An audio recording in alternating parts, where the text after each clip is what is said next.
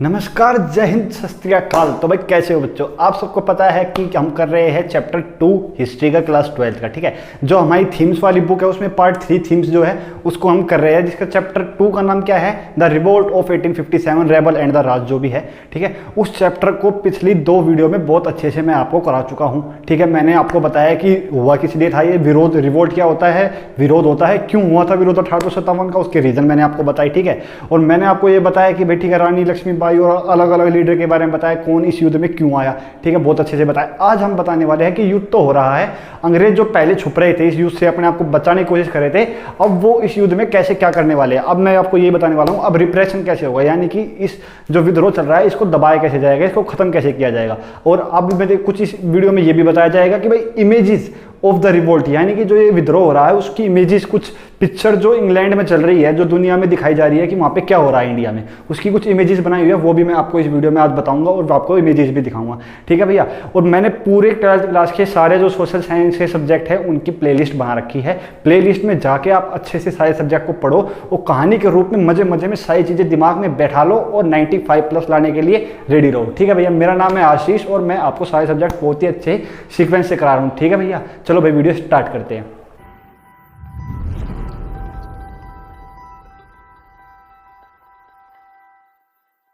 हाँ तो बच्चों, जैसा कि आप सबको पता है कि अपना मोटिव क्या है कि बच्चे को पढ़ाई स्ट्रेस ना लगे, मतलब कि बच्चे को पढ़ाई इंजॉय लगनी चाहिए, कुछ ज्ञान में वृद्धि होनी चाहिए, कुछ मजा आना चाहिए। ठीक है, उसी तरीके से हम पढ़ाते हैं। ठीक है, और भैया आप कैसे, जैसे आज का मैं क्या बताना है, आज का बताना है रिप्रेशन। देखो, जैसे मैंने पिछले में बताया था, शुरुआत के 1-2 महीने यानी कि 1857 में जब ये युद्ध हुआ, मई में हुआ। ठीक है, मई में विद्रोह हुआ, 10 मई को मैंने बताया था कि लाल किले पर जाके पहुंच चुके थे सिपाही।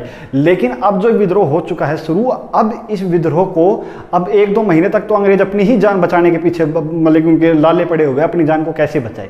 लाले पड़ना मतलब कि कुछ भी समझ जाओ यार, होता है, लोकल में बोलते हैं लाले पड़ गए।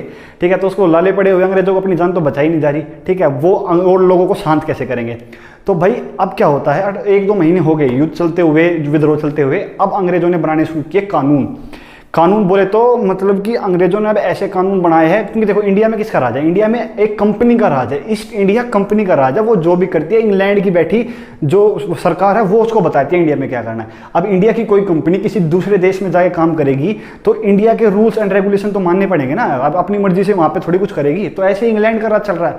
ठीक है, तो इंग्लैंड में अब क्या होता है, जैसे अब इंग्लैंड में पता चल गया 1-2 महीने हो गए कि बहुत खतरनाक लेवल होता जा रहा है, अपनी खुद की सरकार बनानी शुरू कर दी लोगों ने वहाँ पे। तो अब इंग्लैंड इंडिया को नहीं छोड़ सकता। इंडिया क्या है, सोने की चिड़िया है, उसके लिए पैसे कमाने का सबसे बड़ा जरिया है। तो इंग्लैंड इंडिया को हाथ से नहीं जाने देगा। तो इंग्लैंड में होते हैं एक के बाद एक लो यानी कि कानून पास होते हैं, मतलब कि ऐसे ऐसे कानून इंग्लैंड में बनाए जाएंगे कि इंडिया में अगर कोई विद्रोह करने का, अगर आपको किसी पे शक भी है ना, सीधा जेल में डालो और सजा सिर्फ एक है, डेथ।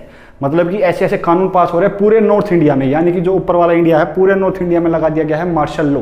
मतलब कि किसी पे भी शक होने के बिना पे भी जेल में रखा जाए, कोई कुछ नहीं करेगा, सीधा जेल में गिरो, पूछना पाछना नहीं है, क्या दिक्कत है क्या बात थी बताना भी नहीं है किसी को, सीधा जेल में गिरो। और अगर किसी पे सबूत मिल जाए तो भाई उसको तो सीधी आप मौत की सजा दो।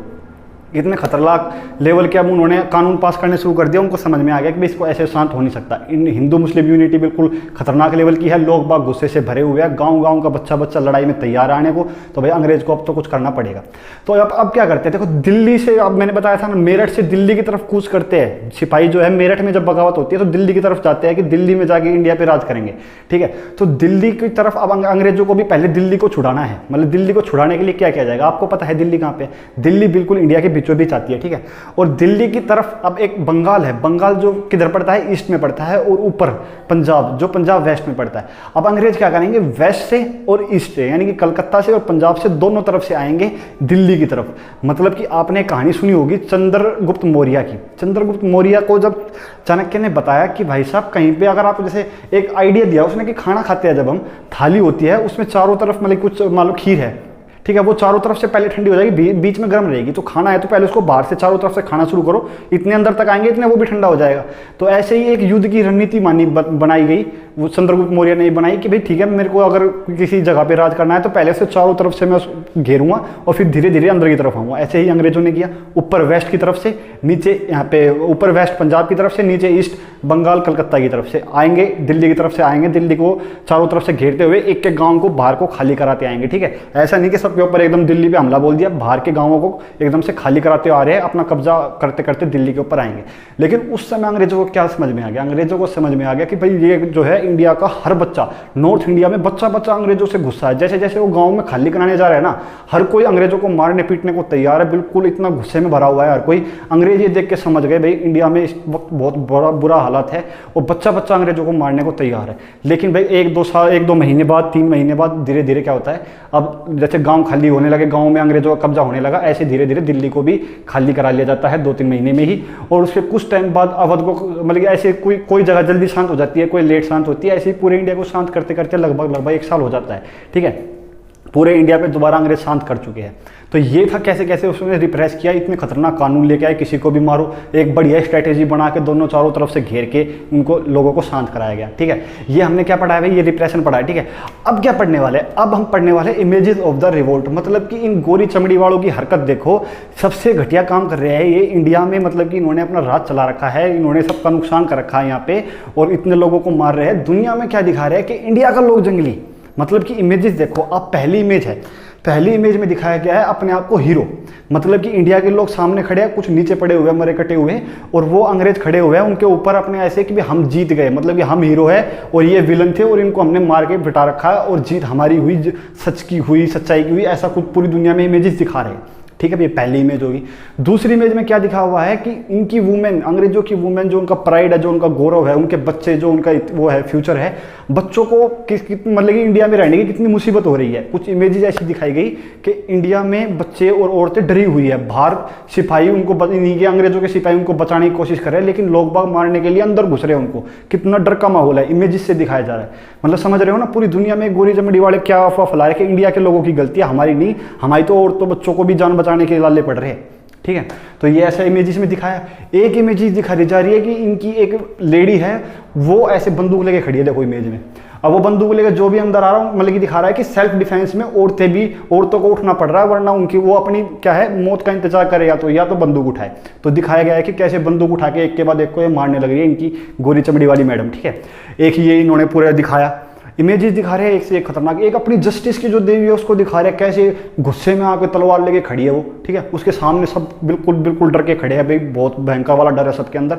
उसके ऊपर मतलब कि वो पैर रखने को तैयार है, लोग बाग उससे भीख मांग रहे हैं कि हमें बकस दो, लेकिन वो गुस्से में है कि इतने बेकार लोग हैं, तो मैं छोड़ूंगी नहीं इंडिया वालों को। अंग्रेजों की वो है, वो जस्टिस की देवी है।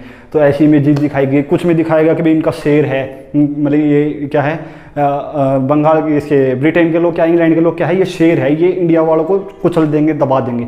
ऐसी ऐसी इमेज पूरी दुनिया में फैल रही है। मतलब ये दिखा रहा है कि हमारी गलती नहीं है, देखो कितने घटिया लोग हैं, और अपने आप को तो हीरो बना के दिखा रहे हैं। ठीक है, ये इमेजेस कुछ दिखाई गई।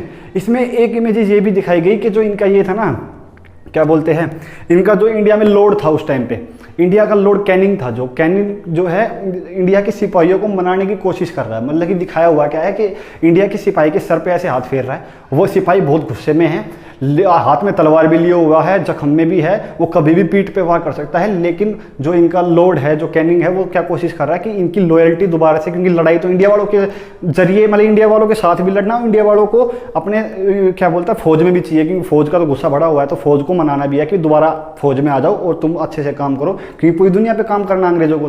तो ये दिखाया हुआ कि वो लॉयल्टी पास लेने के लिए लोगों को फिर गुस्सा, लोग बाग तलवार लेके खड़े, लेकिन फिर भी उनको शांत कर रहा बच्चे की तरह, ऐसा दिखाया गया है इसमें। ठीक है, कि भाई इनके ऊपर दया मत करो, इंग्लैंड के लोग ये बोल रहे हैं उस इमेजेस को देखने के बाद। मतलब कि कितना खतरनाक लेवल का इंडिया में उन्होंने कर रखा है, और पूरी दुनिया में क्या दिखा रखा है कि तुम ही गलत। वाह भाई वाह, ये गोरी चमड़ी वाले किसी के सगे नहीं है भाई। ठीक है, कोई बात नहीं। अब क्या है, अब लास्ट में भाई ये इमेजेस जो है, इंडिया वाले भी अपनी इमेजेस का आने वाले समय में जो है, जैसे भारत माता की इमेजेस बनाई जाएगी। ठीक है, गांधी जी बनाए जाएंगे, रथ लेके गांधी जी खड़े हुए, ऐसी ऐसी इमेजेस एक से एक बनेगी। ठीक है, और भाई साहब इंडिया वाले भी इस इमेजेस का बहुत फायदा उठा के अपनी आज़ादी का संग्राम आगे की तरफ बढ़ाएंगे।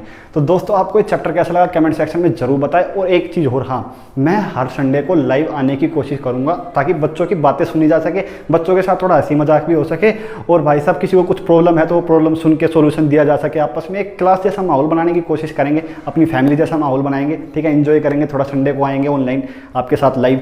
ठीक है, तो उसको ज्वाइन कर लेना। तो और चैनल को सब्सक्राइब कर दो, वीडियो को शेयर कर दो, सब्सक्राइब कर दो। आने वाला जो वीडियो है और भी गांधी जी की एंट्री कराएंगे, एक नंबर का मजा आ जाएगा, बिल्कुल झक्कास। ठीक है, तो वीडियो कैसी लगी है जरूर बता दो कमेंट सेक्शन में। तब तक के लिए जय हिंद।